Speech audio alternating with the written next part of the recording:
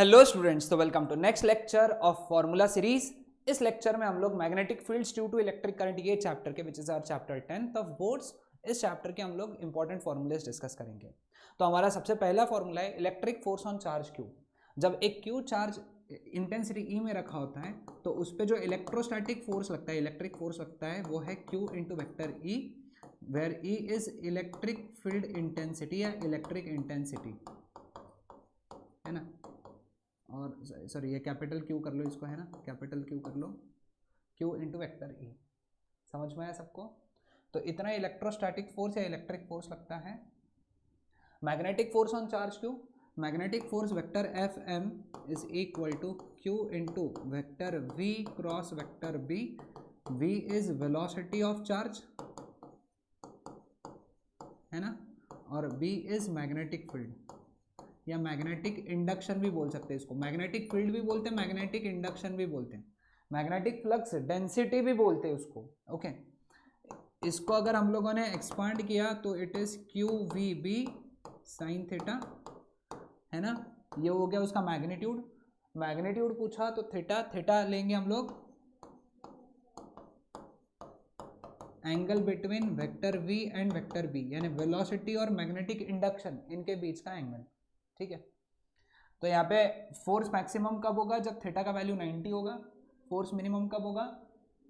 जब थीटा का वैल्यू 0 होगा। लोरेंट्ज फोर्स, लोरेंट्ज फोर्स का फॉर्मूला है vector F is equal to Q into vector E plus V cross B. ठीक है, इसको स्क्वायर ब्रैकेट करो, इसको कर्व ब्रैकेट से दो। ठीक है, तो चार्ज हम लोगों ने क्यू लिया है, कैपिटल क्यू भी ले सकते हैं, स्मॉल क्यू भी ले सकते हैं। लोरेंट्ज फोर्स यानी क्या? दोनों फोर्स का एडिशन, इलेक्ट्रोस्टैटिक फोर्स और मैग्नेटिक फोर्स दोनों। जब दोनों इलेक्ट्रिक फील्ड जब लगेगी, सॉरी दोनों फील्ड्स जब लगेगी, इलेक्ट्रिक फील्ड और मैग्नेटिक फील्ड, तो उस वक्त जो चार्ज पे फोर्स लगता है उसको हम लोग कहते हैं Lorentz force. Okay, next cyclotron. Okay, cyclotron के ऊपर 5 इंपॉर्टेंट फॉर्मूलेस हैं, हम लोग एक एक करके सब पढ़ेंगे। Velocity of particle that is Q B R upon M. Q यानी चार्ज है, बी यानी मैग्नेटिक इंडक्शन है, आर यानी रेडियस है, एम यानी पार्टिकल का मास है। ठीक है, cyclotron frequency it is Q B upon 2 pi M. ठीक है, Q B upon 2 pi M, ये रेडियस पे डिपेंड नहीं करती है। ओके, फिर बाद में काइनेटिक एनर्जी, काइनेटिक एनर्जी या मैक्सिमम काइनेटिक एनर्जी भी कहते हैं। काइनेटिक एनर्जी बोल दो या मैक्सिमम काइनेटिक एनर्जी बोल दो, दोनों एक ही बात। That is half Q square B square R square upon M, है ना। एम अगेन सारी चीजें वही है, क्यू यानी चार्ज है, बी यानी मैग्नेटिक इंडक्शन, आर यानी रेडियस, एम यानी मास। टाइम पीरियड फ्रीक्वेंसी का उल्टा होता है, तो it is 2 pi M by Q B. ठीक है, हाँ ये एक चीज देखो, थोड़ा सा ये इंपॉर्टेंट है, इसलिए मैंने अलग से फॉर्मूला बनाया इसका, मतलब बना के दिया यहाँ पे रखा, मैंने नहीं बनाया, मतलब ऑलरेडी फॉर्मूला मैंने अलग से लिखा है इसके लिए। Time after which polarities of the dees should be reversed. अब हो सकता है तुमको पूछ ले, है ना, क्लियर। तो कितने टाइम बाद हम लोगों को डीज की पोलैरिटी रिवर्स करना है ये हमको बताना है। तो डी की पोलैरिटी रिवर्स करना है, small T is equal to pi M upon Q B, यानी टाइम पीरियड के हाफ टाइम बाद, इसके हाफ टाइम बाद, यानी pi M upon Q B time बाद अपने को डीज की पोलैरिटीज रिवर्स करना होता है। ठीक है, तो ये 5 इंपॉर्टेंट फॉर्मूलेज हैं, नोट डाउन कर लो। ठीक है, next magnetic force on a straight current carrying wire, है ना। Magnetic force on a current carrying wire F M that is equal to I into L cross B. ठीक है, L उसका लेंथ वेक्टर है। लेंथ वेक्टर तुम सोच रहे होंगे लेंथ वेक्टर यानी क्या? लेंथ वेक्टर यानी लेंथ ही होता है, उसका मैग्नीट्यूड लेंथ होता है, और वेक्टर मतलब डायरेक्शन लगाया हम लोगों ने, जो करंट की डायरेक्शन होती है ना, वो टेंजेंशियल डायरेक्शन अपन दे देते हैं लेंथ को। ठीक है, तो I into L cross B, ये हो गया वेक्टर फॉर्म इसका। मैग्नीट्यूड फॉर्म हो गया I L B sine theta, this is magnitude form. ठीक है, torque on a current loop, है ना, जब करंट लूप मैग्नेटिक फील्ड में रखा होता है तो उस पर लगने वाला टॉर्क होता है N I A B sine theta. N यानी क्या है? Number of turns. ठीक है, आई यानी करंट हो गया, ए यानी एरिया ऑफ लूप, बी यानी magnetic field, theta is angle between area vector and magnetic field. ठीक है, अब सपोज तुमको प्लेन ऑफ कॉइल और मैग्नेटिक फील्ड के बीच का एंगल दिया है ना। सपोज प्रॉब्लम में मतलब स्पेशल केस बता रहा हूं, तुमको एंगल दिया है between plane of coil and magnetic field, तो उस केस में टॉर्क का फॉर्मूला लगाना NIAB cos थीटा। लेकिन क्योंकि अपने टेक्स्ट बुक में फॉर्मूला ये डिराइव्ड है तो यही पूछेंगे। NIAB cos थीटा तो कब लगाना वो भी बता देता हूं मैं तुमको। NIAB cos थीटा ये फॉर्मूला तब लगाना जब थीटा मतलब क्या दिया है, एंगल बिटवीन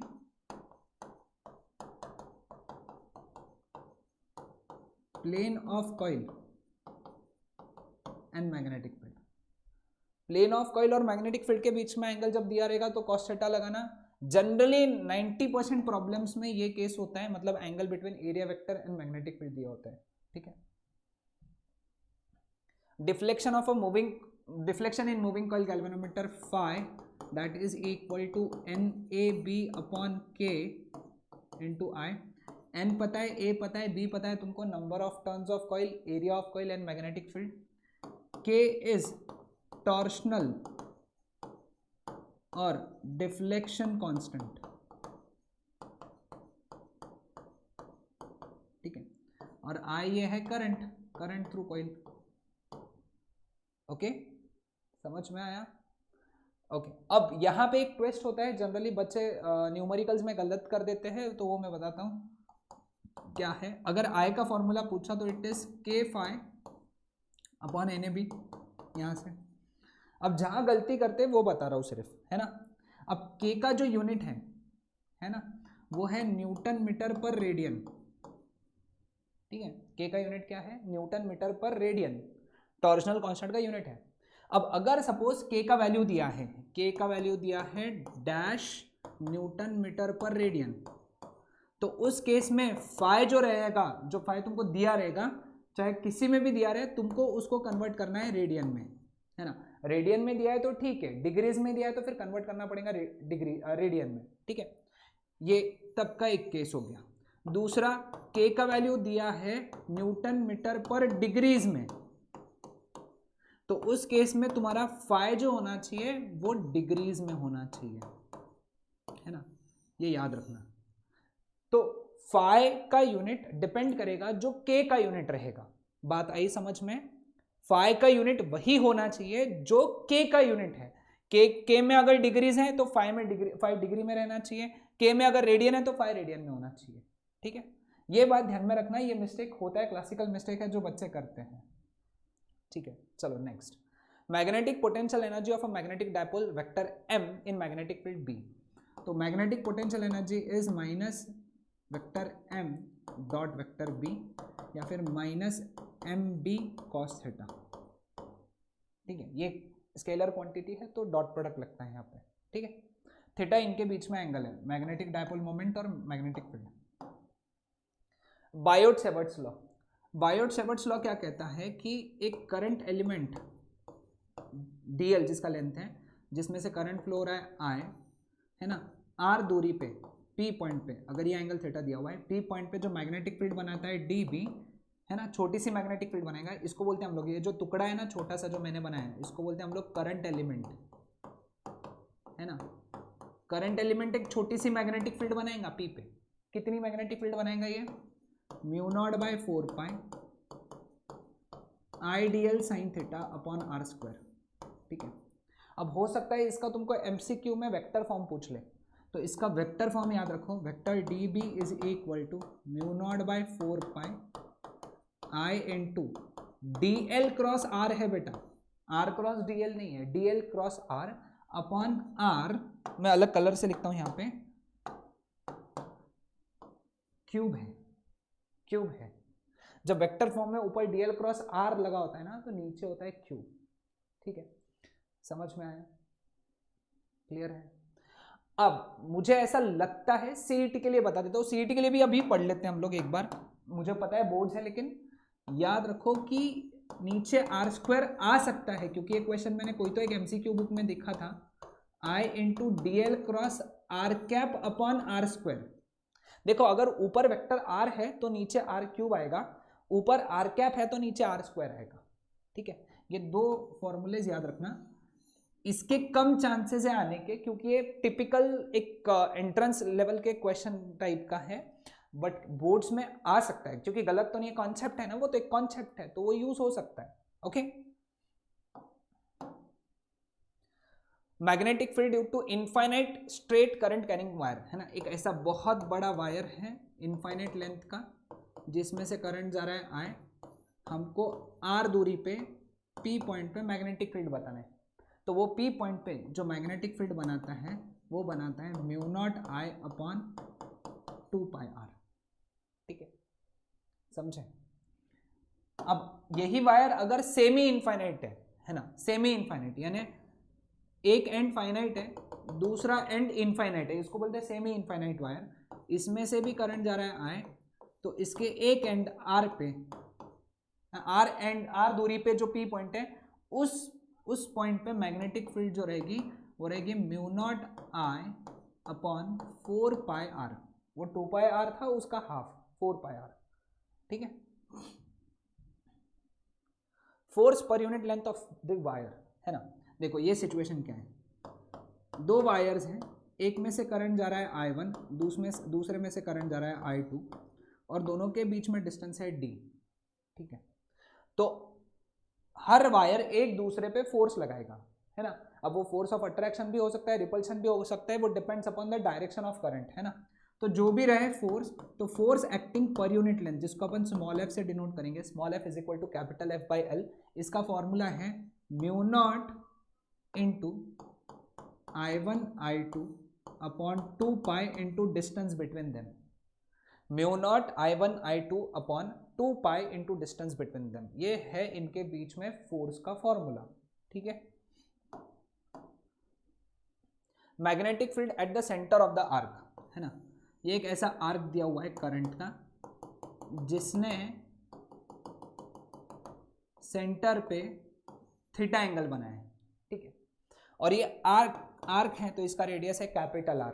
ठीक है, तो इस पॉइंट से पी पे जो कि सेंटर है, यहाँ पे मैग्नेटिक फील्ड कितनी रहेंगी, मैग्नेटिक फील्ड रहेंगी mu naught I by 2r into theta by 2 pi, है ना, mu naught I by 2r, है ना, mu naught I by 2r into theta by 2 pi, या फिर mu naught I by 2r into theta by 360 degrees.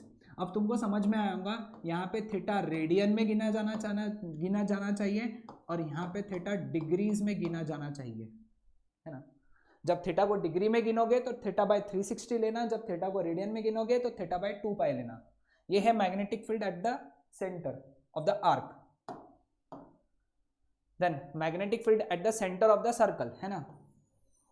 Suppose ये circle है, इसमें से करंट जा रहा है I, है ना, हमको सेंटर पे जिसका रेडियस है R मैग्नेटिक फील्ड निकालना है। तो सेंटर पे जो मैग्नेटिक फील्ड बनती है, लेट अस से सेंटर है C, वो बनती है mu naught I by 2R। That's it, वो आर्क जैसे ही फॉर्मूला है। बेसिकली सर्कल यानी क्या है, पूरा आर्क ना, आर्क 360 डिग्री, एंगल 360 डिग्री है। तो जो पिछला फॉर्मूला है उसमें थीटा की जगह 360 डालोगे, थीटा बाय 360 में थीटा की वैल्यू 360 डालोगे। सर्कल यानी क्या है, आर्क जिसका एंगल कितना है 360, सब्स्टिट्यूट करोगे तो यही फॉर्मूला आएगा। समझ में है? ठीक है, अब नेक्स्ट है लूप है। लूप यानी क्या है, circles with number of turns n। तो मैग्नेटिक फील्ड कितनी हो जाएंगी, यहाँ पे मैग्नेटिक फील्ड बन जाएंगी म्यू नॉट एन आई अपॉन 2r। समझ गए? हाँ, next magnetic field eight a point चाहिए था, ये eight a point on the axis of the loop, है ना। देखो अब ये लूप दिया है ऐसा, जिसमें से करंट जा रहा है I, जिसका रेडियस है R, इसके नंबर ऑफ टर्न्स है n। हमारा इंटरेस्ट है एक्सिस पे एक P पॉइंट है जिसकी दूरी है x, अब ये जो लूप है वो पी पॉइंट पे मैग्नेटिक फील्ड बनेगा। पी पॉइंट कहाँ पे है? एक्सिस पे है, जिसकी दूरी कितनी है? एक्स, है ना। तो पी पॉइंट पे जो मैग्नेटिक फील्ड बनेंगी, है ना, वो बनेंगी mu naught I R square upon 2 into R square plus X square to the power 3/2। इसका डेरिवेशन भी हमारे बोर्ड्स के सिलेबस में है, बट मैं जस्ट फॉर्मूला बता रहा हूँ। म्यू नॉट आई रेडियस का स्क्वायर अपॉन 2 इंटू रेडियस का स्क्वायर प्लस डिस्टेंस का square to the power 3/2। This is the formula for magnetic field at point P at a point on the axis of the loop, है ना। अब अगर suppose ये point centre पे आ गया तो x की वैल्यू 0 यहाँ पे रख दो, आंसर पहला वाला आ जाएगा, है ना। P पॉइंट को इमेजिन करो ये सेंटर पे आ गया, सेंटर पे आ गया तो x की वैल्यू कितनी हो जाएंगी? 0। सब्सटीट्यूट करो, पिछला आंसर मिल जाएगा तुमको। समझ में आया सबको? एम्पियर्स लॉ, एम्पियर्स लॉ क्या कहता है? Closed integral B dot dl is mu naught times current enclosed by the loop. ठीक है, B dot dl is mu naught times I। ठीक है, now magnetic induction due to solenoid. Inside the solenoid magnetic induction जो होता है वो होता है mu naught N I, where N की value is number of turns per unit length. N small N है, number of turns of solenoid,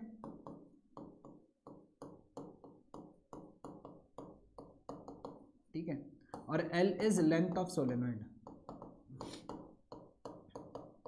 है ना। याद रखो इसमें डायमीटर की टर्म नहीं आई है या रेडियस की टर्म नहीं आई है सोलेनॉइड की, तो मैग्नेटिक फील्ड रेडियस या डायमीटर पे डिपेंड नहीं करती है सोलेनॉइड के। अगर वो प्रॉब्लम में दिया है तो वो सिर्फ और सिर्फ कंफ्यूजन के लिए दिया है।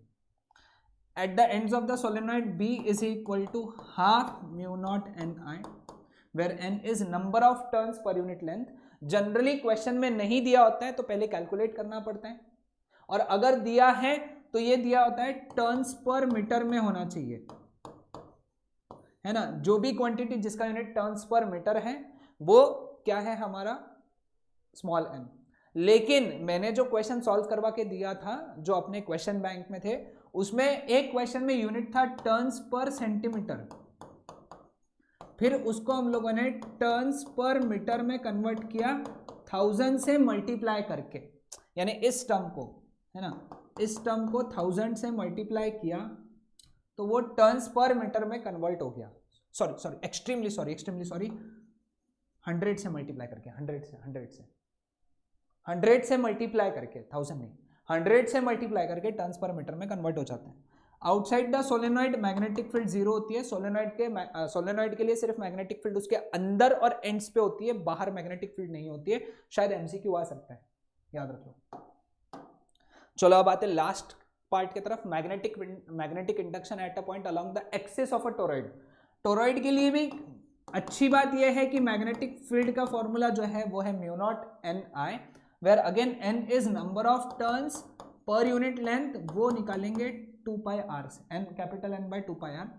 कैपिटल एन यानी क्या है? नंबर ऑफ टर्न्स, है ना, of toroid. R is mean radius of toroid, ठीक है। देखो एक तो कैपिटल आर डायरेक्टली दिया रहेगा, नहीं तो फिर कैपिटल आर भी निकालना पड़ेगा, उसके जगह तुमको आर आई और आर ओ देंगे, इनर रेडियस और आउटर रेडियस देंगे। तो पहले आर निकालना पड़ेगा, R I plus R O by 2 से पहले आर निकालो, फिर ये वैल्यू इधर सब्सटीट्यूट करके स्मॉल एन निकालो, फिर ये वैल्यू इधर सब्सटीट्यूट करके बी निकालो। 3 मार्क का क्वेश्चन है, ये भी क्वेश्चन हमारे बोर्ड्स के क्वेश्चन बैंक में था, तो इसलिए ये बात ध्यान में रखना। ये क्वेश्चन है, मैंने सॉल्व किया है ना, सॉल्व करके दिया है क्वेश्चन बैंक न्यूमेरिकल्स में। ओके, तो ये सारे इंपॉर्टेंट फॉर्मूलेस थे from the chapter magnetic fields due to electric current. Next lecture में हम लोग मैग्नेटिक मटेरियल्स इस चैप्टर पे बेस्ड इंपॉर्टेंट फॉर्मूलेस देखेंगे। Till then bye everyone.